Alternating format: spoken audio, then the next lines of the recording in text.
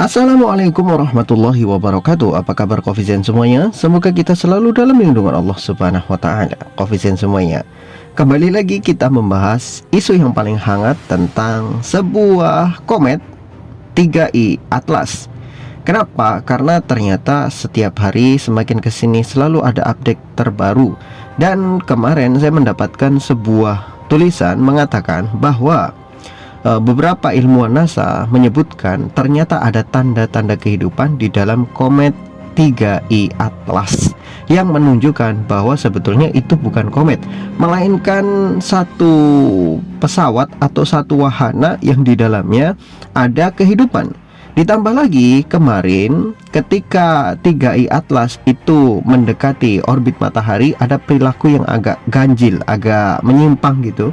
Kalau misalkan dia itu benda yang mati, maka dia akan lurus saja. Tetapi kemarin ada pergerakan yang janggal ketika 3i Atlas itu mendekati matahari. Jadi banyak orang-orang memberikan kesimpulan ini kayaknya pesawat nih, bukan komet biasa atau sekedar batu yang berjalan, bukan, tapi kayaknya ini memang pesawat super canggih yang bisa berkamuflase seperti komet.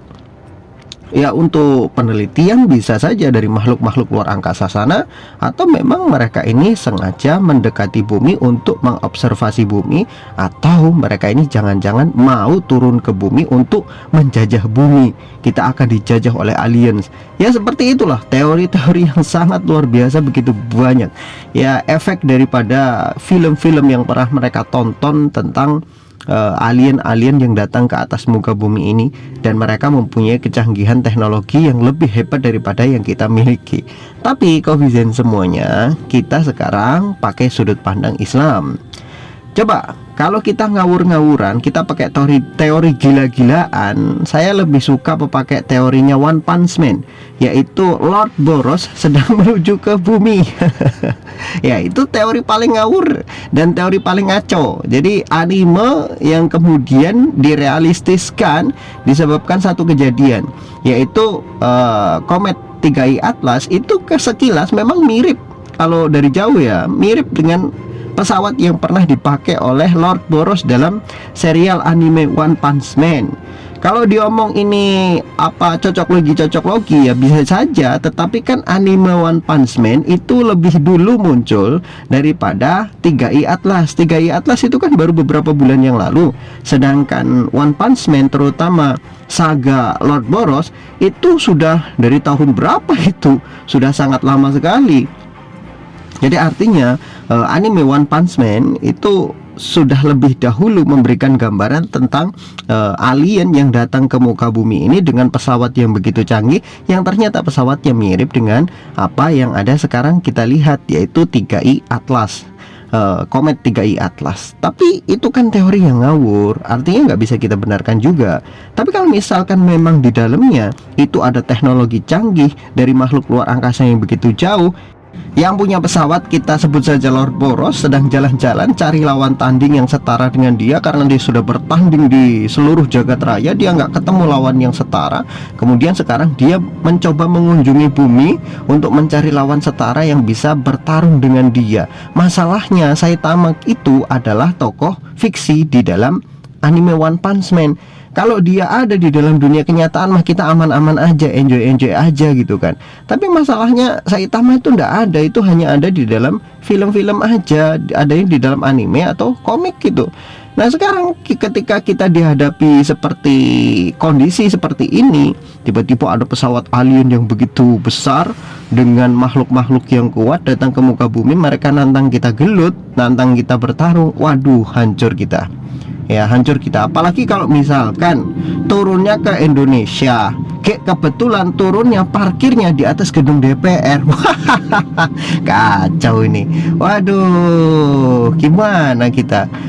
Mau ngapain gitu kan.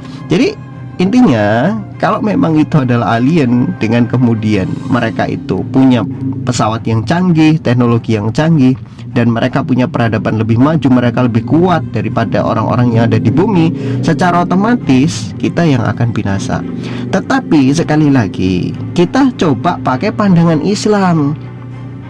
Islam tidak akan pernah mempercayai yang namanya alien. Ingat, Islam tidak pernah mempercayai namanya alien. Karena Allah Subhanahu wa Ta'ala itu menciptakan hanya dua makhluk yang diberikan beban untuk masalah ibadah. Makanya di dalam surat Ar-Rahman, Allah Subhanahu wa Ta'ala menyebutkan makhluk yang diberikan beban untuk ibadah itu disebut sakolain. Sakolain itu dua makhluk yang diberikan beban untuk ibadah. Dua makhluk ini diberikan akal, diberikan nafsu, yaitu jin dan manusia. Allah tidak menciptakan makhluk ketiga. Andaikan Allah menciptakan makhluk ketiga, yang makhluk itu juga diberikan beban untuk ibadah, maka Allah pasti sudah menyebutkan di dalam Al-Quran. Karena semua makhluk yang Allah berikan akal pasti diberikan ibadah, diberikan beban, diberikan amanah. Terutama kalau kita berbicara tentang malaikat. Malaikat memang nggak punya nafsu, tapi kan malaikat punya akal. Mereka dibebani dengan amanah-amanah, dibebani dengan tugas-tugas. Kenapa? Karena dia punya akal.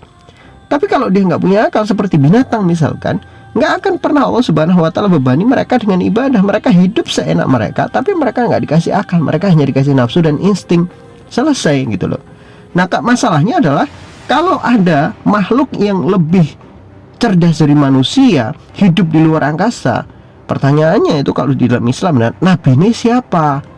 Terus kemudian kitabnya apa? Mereka kiblatnya kemana? Kan gitu kan. Pada akhirnya pertanyaan-pertanyaan itu kan muncul.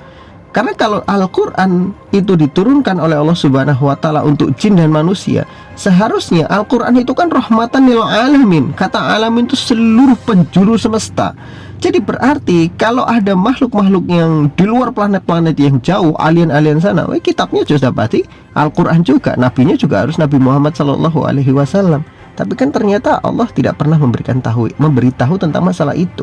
Yang artinya secara eksplisit Islam tidak pernah mengakui adanya alien. Adapun makhluk-makhluk di atas sana yang menjaga kekosongan-kekosongan langit, itu adalah makhluk-makhluk yang Allah ciptakan berupa malaikat, yang Allah perintahkan dengan tugas-tugas mereka menjaga keseimbangan alam semesta. Dan setiap planet punya malaikat, dan setiap bintang-bintang punya malaikat, matahari punya malaikat, bulan punya malaikat, bahkan setiap gunung-gunung pun yang ada di atas muka bumi memiliki malaikat. Semuanya punya malaikatnya. Hanya saja mereka tidak terlihat oleh mata, tapi mereka melaksanakan tugas Allah Subhanahu wa Ta'ala tanpa pernah menyelisihinya. Ma amarahum wa yaf'aluna ma yu'marun. Itu jelas, apa yang Allah perintahkan pada para malaikat dikerjakan seperti apa yang diperintahkan. Dan tentunya malaikat inilah yang menjaga keseimbangan alam semesta. Andai kata malaikat lalai terhadap tugasnya, tentu matahari, bumi, bulan dan lain sebagainya sudah tabrakan dari dulu.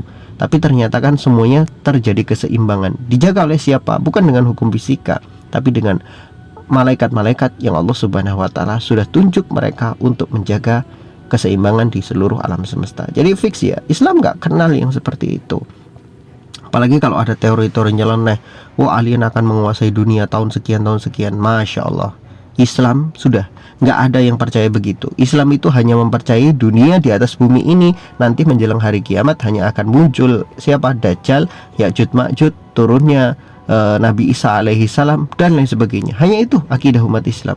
Nggak ada ceritanya umat Islam percaya dengan alien-alien, apalagi sibuk ikut cari alien. Ini ngapain? Kita fokus saja ibadah, kita banyakin istighfar pada Allah Subhanahu wa Ta'ala. Karena tidak ada yang namanya alien. Yang ada adalah peringatan dari Allah Subhanahu wa Ta'ala kepada seluruh manusia, supaya manusia mengingat alam semesta ini luas dan alam semesta ini adalah ciptaan Allah Subhanahu wa Ta'ala. Andai kata Allah mau menghancurkan alam semesta, mudah bagi Allah. Dan andai kata Allah mau menghancurkan bumi, cukup Allah kirimkan satu batu dari langit kemudian dihantamkan ke bumi, selesai. Tidak ada manusia yang mampu untuk menghalanginya. Itu saja.